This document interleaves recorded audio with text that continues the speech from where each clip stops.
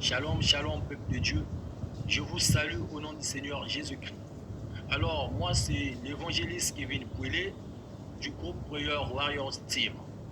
Ce matin, avec l'aide du Saint-Esprit, je viens pour édifier l'âme d'une personne. Alors, sans plus tarder, tu vas prendre ta Bible, tu vas ouvrir dans le livre de Agé 2, le verset 5. Lisons au nom de Jésus. Je reste fidèle à l'alliance que j'ai faite avec vous quand vous sortîtes de l'Égypte, et mon esprit est au milieu de vous, ne craignez pas. Alors dans ce passage, tout est intéressant. Mais ce qui a plus attiré mon attention, premièrement, c'est là où il dit, et mon esprit est au milieu de vous. Deuxièmement, là où a attiré mon attention, c'est là où il dit, ne craignez pas. Alors je suis venu parler à l'âme d'une personne en ce matin, toi qui es en train de traverser des moments difficiles, toi qui s'est dit en toi que vraiment tout est arrêté, tu ne peux rien faire, toi qui s'est dit que vraiment pour moi ma vie s'est arrêtée là, je suis devenu limité parce que je ne peux plus prospérer, je ne peux plus faire des bonnes choses parce que la maladie a assez duré dans mon temps, vraiment j'attends que la mort. Je suis venu te parler mon frère, ne crains pas parce que Dieu est avec toi. Je suis venu te parler. Si seulement tu peux t'attacher au Seigneur, il va te délivrer. Je suis venu te parler ce matin. Pour toi qui s'est dit que vraiment ta vie n'a plus de sens. Pour toi qui ne sait plus quoi faire. Tu as cherché à gauche, tu as cherché à droite, tu as cherché au nord, au sud, tu as cherché partout. Tu n'as pas pu trouver la solution. Mais en ce matin, je suis venu te parler qu'il y a une personne qui a la solution. Et il a aussi un nom nouveau. Ce nom nouveau-là, c'est le Dieu du milieu. Je suis venu te parler du Dieu du milieu. Qui est le Dieu du milieu? Le Dieu du milieu n'est autre que la personne de Jésus-Christ. Vous allez remarquer dans le passage que je viens de lire, Agé 2, le verset 5, on dit, et mon esprit sera au milieu de vous. Et mon esprit est au milieu de vous. Donc, en fait, c'est ce Dieu du milieu-là. Il est toujours au milieu. Le Dieu que je suis venu te parler, il est toujours au milieu de toi. Peu importe ce que tu es en train de traverser, il est au milieu de toi. Peu importe ce que tu es en train de vivre, il est au milieu de toi. Il s'appelle le Dieu du milieu. Je l'ai appelé le Dieu du milieu. Je l'appelle souvent le Dieu du milieu.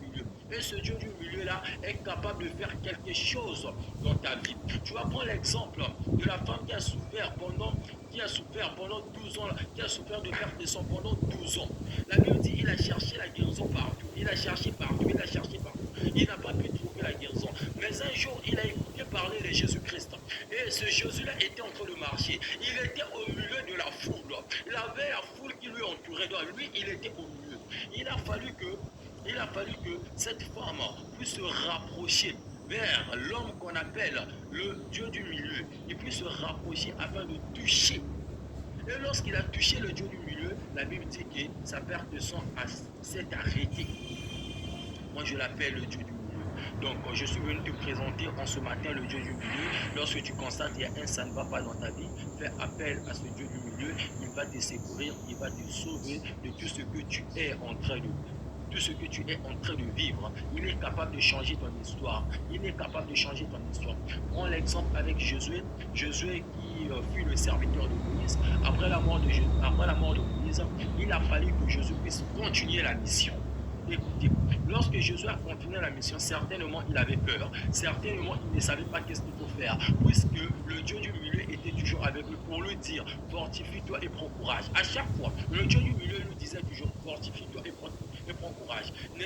N'étais-je pas dit fortifie-toi et prends courage? Donc Josué avait peur, mais il a fallu que le Dieu du milieu se révèle en lui afin que Josué puisse avoir l'audace et le courage.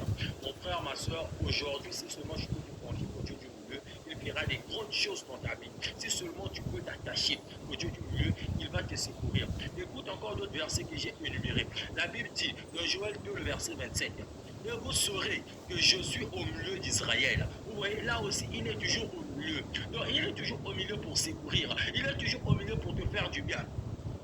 Il est au milieu d'Israël, que je suis l'Éternel votre Dieu, et qu'il n'y en a point d'autre. Et mon peuple ne sera plus jamais dans la confusion. Aujourd'hui, il dit, mon peuple ne sera plus jamais dans la confusion. Pourquoi? Parce qu'il est au milieu d'eux.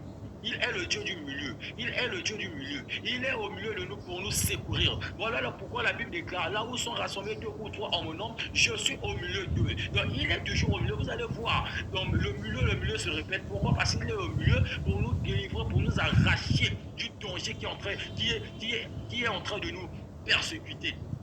On va encore voir dans Sophonie 3, le verset 17. Il dit, l'Éternel, ton Dieu, est au milieu de toi comme un héros qui sauve, qui fera de toi sa plus grande joie. Il dit, l'Éternel, ton Dieu, est au milieu de toi comme un héros pour te sauver. Il est au milieu de toi comme un héros pour te sauver. Peu importe les difficultés, peu importe le nombre de blocages, peu importe un qui est, peu importe, ils ont prospéré, ils ont sauté, ils ont gagné les sauté. Je t'invite, mon frère, ma soeur, à inviter le Dieu du milieu.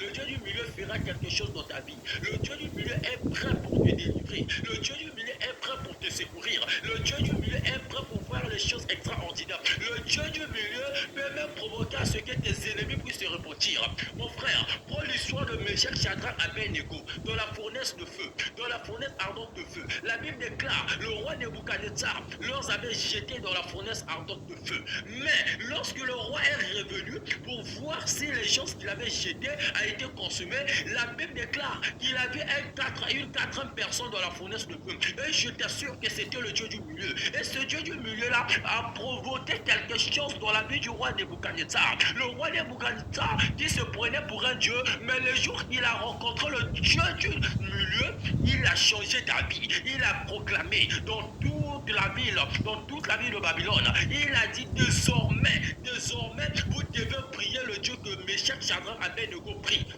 Parce que Meshach, Shadrach, Abednego priait le Dieu du milieu.